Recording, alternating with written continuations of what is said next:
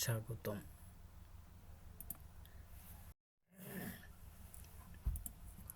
শিক্ষক পরিচিতি। সুজিত পাল, সহকারী শিক্ষক, জোকাদিগিরপাড় মাধ্যমিক বিদ্যালয়, মনিরামপুর, যশোর। মোবাইল নম্বর 01737733616। সুজিত JDHS@gmail.com। পাঠ পরিচিতি। নবম দশম বাংলা ভাষার ব্যাকরণ, পরিচ্ছেদ 8, সময় 40 মিনিট। ছবিগুলোর দিকে লক্ষ্য করো। দেখো কি দেখা যাচ্ছে।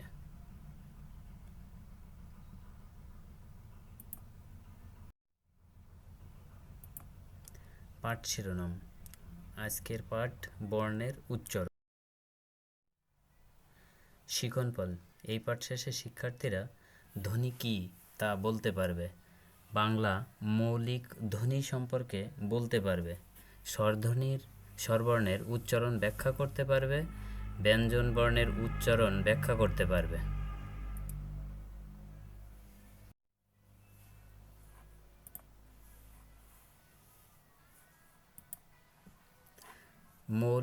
বাংলা মৌলিক ধ্বনি। বর্ণের উচ্চারণ। বাংলা ভাষার 37টি মূল ধ্বনিকে প্রকাশ করার জন্য রয়েছে 50টি মূল বর্ণ। এদের মধ্যে অধিকাংশ বর্ণের উচ্চারণ মূলধ্বনির অনুরূপ। কয়েকটি বর্ণের একাধিক উচ্চারণ রয়েছে, আবার কয়েকটি ক্ষেত্রে একাধিক বর্ণের উচ্চারণ অভিন্ন।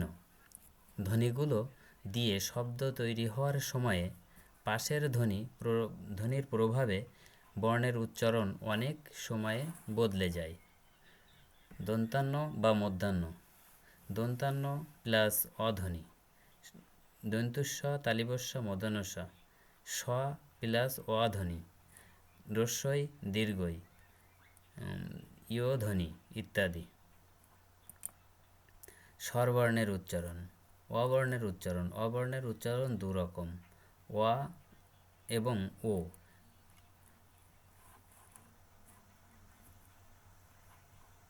সাধারণ উচ্চারণ অ। অবর্ণের সাধারণ স্বাভাবিক উচ্চারণ অনেক, কথা, অনাথ। পাশের ধ্বনির প্রভাবে অ কখনো ও উচ্চারণ হতে পারে, যেমন অবর্ণের ও উচ্চারিত অতি, অতি, অনু, অনু, পক্ষ, পক্ষ, ওদ্য, ওদ্য, মন, মো।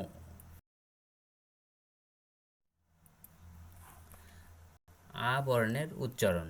আ বর্ণের উচ্চারণ দুরকম, আ ও অ্যা। আ বর্ণের উচ্চারণ সাধারণত আ, আকাশ, রাত, আলো। আ বর্গজয় এর সঙ্গে থাকলে অ্যা, যেমন জ্ঞান, জ্ঞাত, জ্ঞাপন। রস্বই বা দীর্ঘই বর্ণের উচ্চারণ। রস্বই ধ্বনির হ্রস্বতা বা দীর্ঘতা বোঝাতে দুটি বর্ণ রয়েছে, রস্বই এবং দীর্ঘই। কিন্তু বাংলা ভাষা উভয় বর্ণের উচ্চারণ একই রকম। দিন বা দিন, বিনা, বিনা, হীন। রস্যু বর্ণের উচ্চারণ। রস্যু ধ্বনির হ্রস্বতা বা দীর্ঘতা বোঝাতে দুটি বর্ণ রয়েছে, রস্যু এবং দীর্ঘ। কিন্তু বাংলা ভাষায় উভয় বর্ণের উচ্চারণ একই রকম। উচিত, উষা, 19, ঊনবিংশ। রি বর্ণের উচ্চারণ। রি বর্ণের উচ্চারণ রি এর মতো, ঋতু, ঋণ, কৃষক।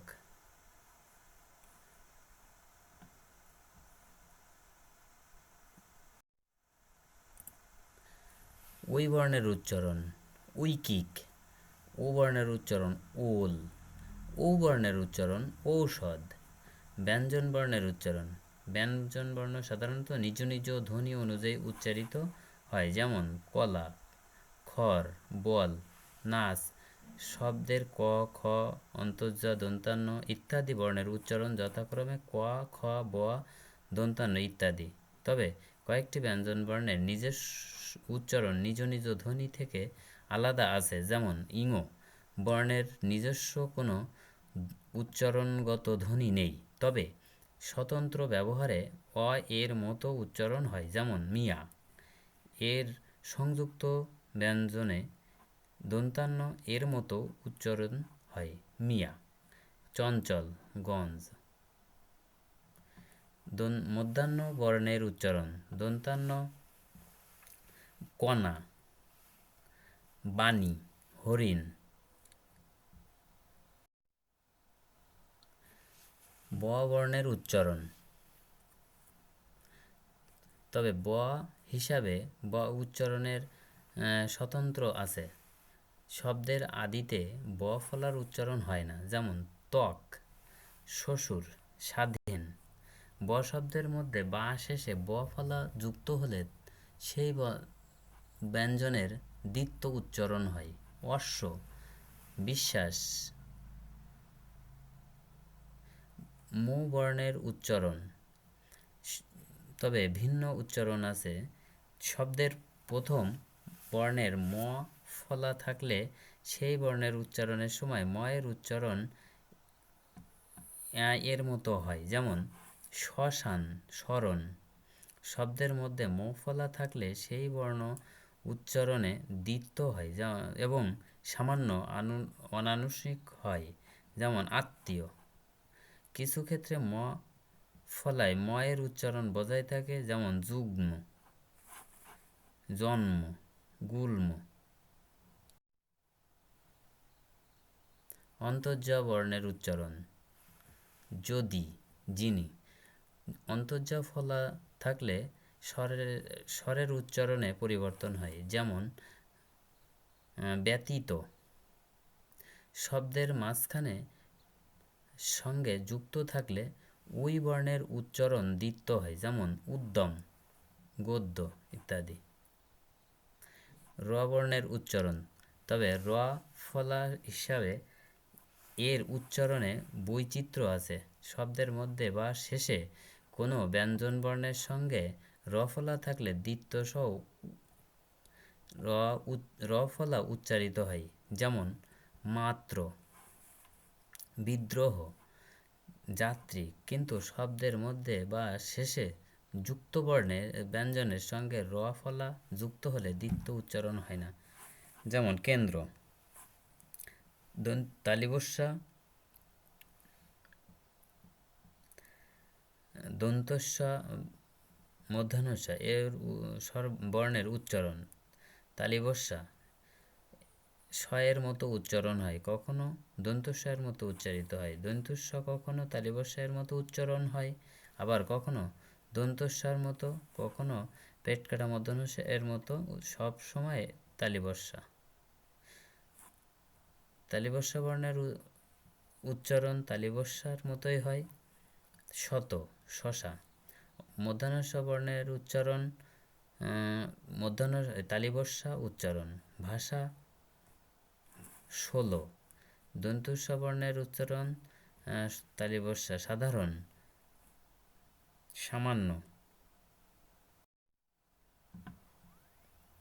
একক কাজ। অবর্ণ কত রকম, একটি করে উদাহরণ দাও।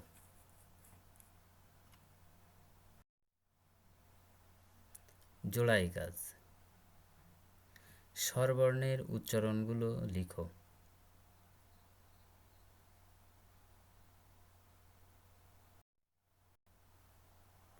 দলীয় কাজ। তালিবস্যা, মধ্যাহ্নস্য, দন্তস্য বর্ণের উচ্চারণগুলো লিখো।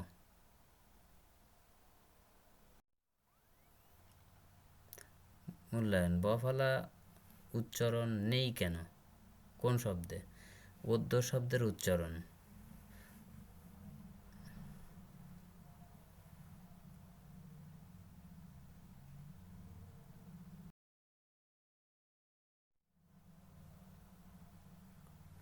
বাড়ির কাজ। ইং, মধ্যাহ্ন, মো, অন্তর্জা বর্ণের উচ্চারণগুলো লিখো।